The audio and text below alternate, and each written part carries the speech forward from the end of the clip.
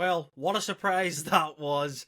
If you haven't seen the race, well, you pretty much thought Marc Marquez was going to be untouchable in the Sachsenring. He was.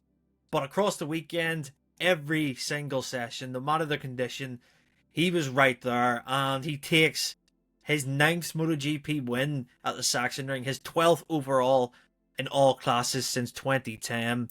And that was just perfection from Marc. From the sprint race yesterday, even in qualifying before it, he was just on a different level, taking the risk that he didn't need to. He talked about this after the sprint race where he said he risked too much in terms of needing to take the win, but when he was so fast and had so much pace in hand, he did it. He did it for the show. He didn't need to. He could have thought about the championship, take the sprint win. You get dry conditions today, maybe a threat of rain, it wouldn't have mattered. He absolutely dominated. He won by 6.3 seconds, led every single lap, in a race that was very attritional. 10 finishers, that's all we had at the end of this Grand Prix. I believe it's the lowest amount of finishers that we've had in MotoGP since the 2011 Australian Grand Prix.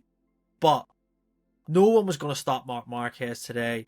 I ran out of words describing him. Each time I do one of these videos, I think I can't describe him any better. But when you see him hitting every apex, hitting every mark, every single lap, he looks so effortless, so smooth on that Ducati. He looks at one. It really does feel like I've went back in time. And for someone to do what he was doing years ago on the Honda at his true peak, for then go through all the injuries that he's went through, to think that his career was nearly over 2 years ago at this circuit where he had 5 crashes over the weekend at the Sachsenring on the Honda. He pulled out of the race because of injury. That was the lowest point of his career. Fast forward 2 years, he's the man to beat. He looks like the old Marc Marquez. He's even probably better. He's calmer. He thinks more on the bike. And it's just a magnificent thing to watch. I know people say it's boring. It's the same winner. But if you can't appreciate the greatness that you're seeing right now, you will miss it once it's gone, because this isn't normal for someone to come back from all the injuries that they've had to be even better and to just be at one with the bike. It's truly special. And I have to give a shout out to Alex Marquez. An unbelievable ride to P2, considering the injury that he has with his hand. We were talking that he might not even make it to Sachsenring. He performed brilliantly in the Grand Prix today. He struggled in the sprint with a P8. He said that was more down to his feeling in the wet. But to finish P2, brilliant. I just can't commend Alex's job this season, what he's doing. He is clearly the second best Ducati rider this year, and he delivers another P2. Held off Pecco Bagnaia, who, to his credit, really struggled this weekend, especially in the wet conditions after finishing 12th in the sprint. Bagnaia done a good job today. Great comeback ride. Yeah, got a bit fortunate with the two crashing in front of him with Bezzecchi and Giannantonio, but he kept the pressure on Alex at the end and was able to take a well-earned P3. And it shows if you can hang in there, might not be going your way, you can do something still, and you can make sure that you get the result at the end of the week. And I think that'll take some positives for Pecco, but he's nowhere near the class of even Alex Marquez and Marc this year. He's ended up in P3 where he's been for majority of the season, and yeah, I don't think it's going to change dramatically unless he finds the magic switch to get himself back at the front on the Ducati. But yeah, I think Fabio Quartararo deserves a shout out. P4, great ride from him. He didn't seem too happy at the end of it, albeit he was, let me just check the results, he was 11 seconds off Bagnaia for P3. But he got a sprint podium in the wet, and I think that's progress for Yamaha. Probably Fabio's second best weekend of the year overall, I could say. But yeah, positive signs there, even though he was so far off the other riders at the front. Fermin Aldeguer in P5, solid from the rookie. Again, just performing very solidly and very well throughout a weekend. Keeps building in the Grand Prix, and always, majority of the time, is faster than his qualifying position is, so he always makes positions.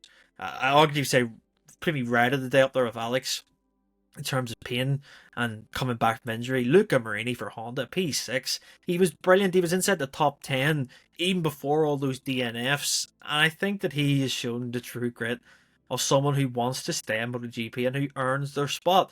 fantastic from Luke. I'm so happy for him considering the injuries that he had at Suzuka for that private test for the Suzuki 8R Honda team.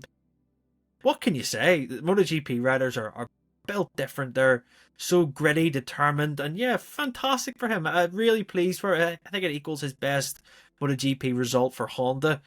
And yeah, good signs there. I mean, if you go down the opposite side, talking about those crashes, Joan Mir got taken out by Ayagura, and Joan Mir, is he the most unluckiest rider in MotoGP that I can remember for the past 10 years? Potentially.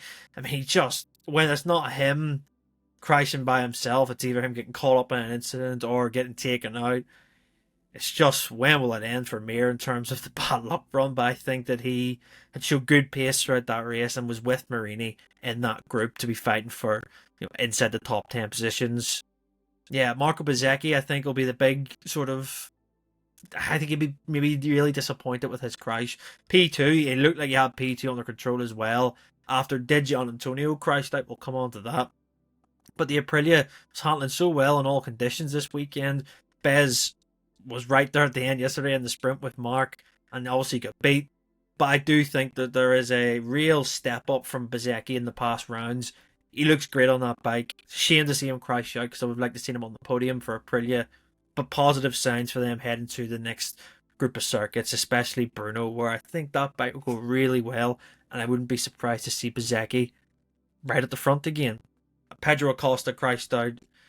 Yeah, what can you say about Pedro? I think patience, not feeling 100% with the KTM. Yeah, not great, to be honest, but I do think that there's something that KTM have, and it's the fact that they were pretty quick this weekend.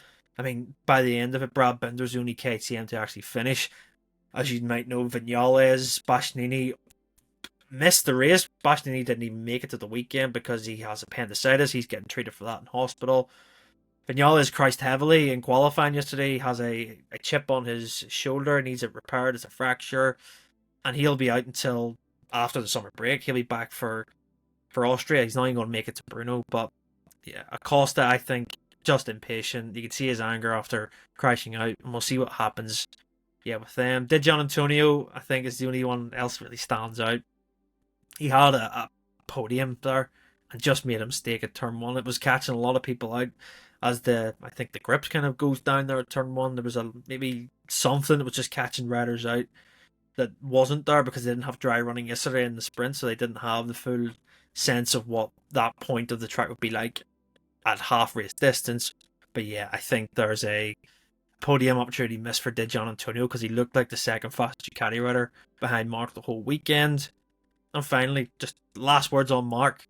His championship lead is growing by the second. It is 83 points now over his brother, 147 over Pecco Bagnaia. We head to Brno, where he loves Brno in the past. He didn't race there in 2020, but when he has raced there in the past, he has been the man to beat usually. And yeah, words can't describe sometimes how good this guy actually is. And the last thing I'll say to everyone watching, appreciate it, because these things don't happen. And this is history you're witnessing right now with Marc Marquez. He's now second all time in the Grand Prix winners list in the top class, the Premier class. He's 20 victories away from Valentino Rossi's total of the lead 89. So yeah, Marquez is creating history every time he steps onto a bike, it seems, this year in MotoGP. If you enjoyed the video, make sure you drop a like, subscribe if you're brand new, and stick around for the Christ MotoGP podcast. We'll have that out for you tomorrow. Until then, take care. See you then.